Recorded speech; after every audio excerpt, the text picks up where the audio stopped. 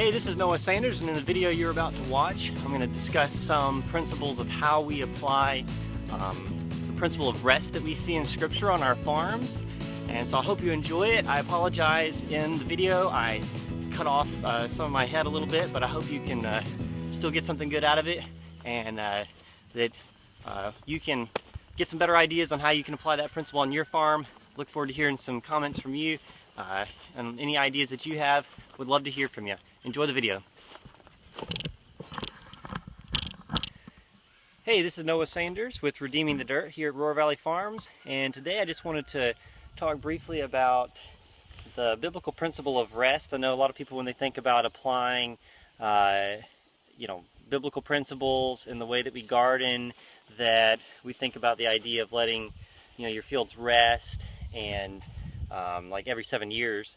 And how do we do that? How do we incorporate it into some of the things that we do in our particular gardens? We don't live in Israel right now. We're not. We live under the New Covenant, but is that something we should still do? Is it something that has a benefit? So for me, anyways, I'm trying to look at the heart behind some of those laws that God gave Israel.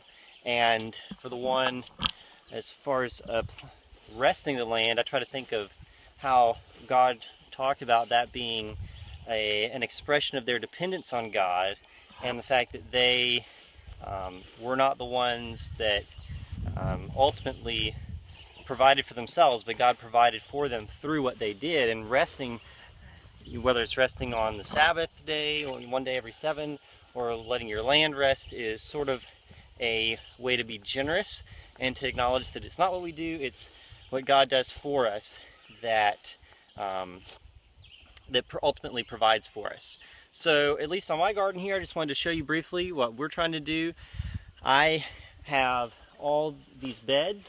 Everything in our garden is laid out in 40-foot beds, and so we have I think 100 something beds, and unfortunately they don't divide into 7. So what we're doing here is trying to let a percentage of our beds rest every year, meaning not taking away from them, but trying to give back to them, instead of letting some people, like in the scriptures, some people apply it where they let their land rest completely every 7 years, or I think right now what we're doing is letting like a 7th. In our case,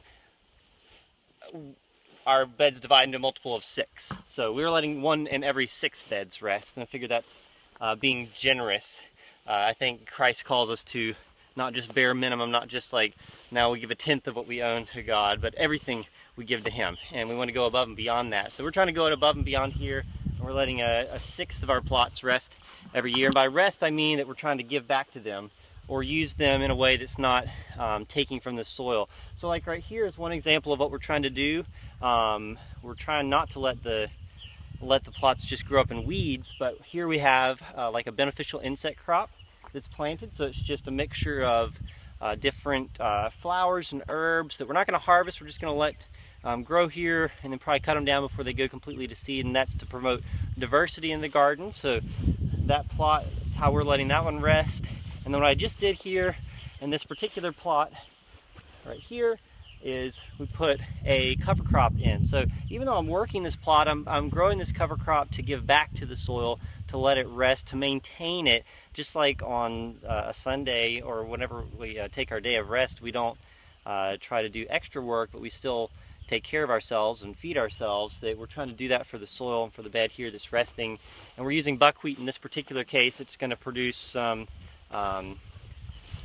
some biomass that we can put back down on the ground to add to the soil, and then next season we'll be planting something in it. Legumes are great.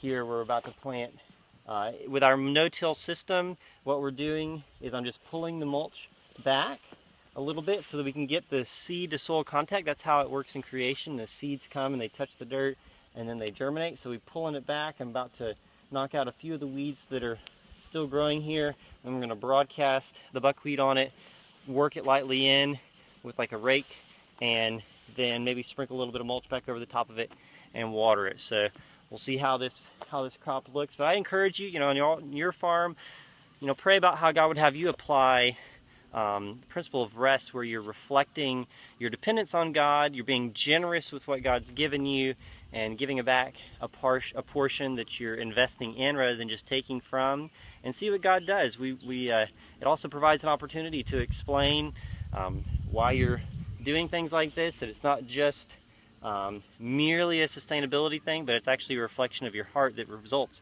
in sustainability. So encourage us to continue praying and seeking God and how we can apply His principles, reflect His nature, and the changes He's done in our heart as we seek to redeem our dirt. This is Noah Sanders. I hope you have a blessed day.